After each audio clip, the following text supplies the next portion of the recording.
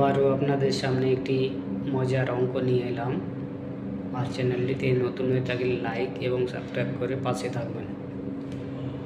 এখানে গুণ্য গুণিত গুণক সমান গুণফল সমান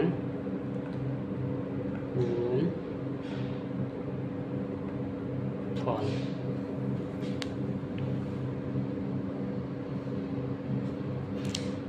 গুণফল ভাজিত গুণ্য সমান গুণক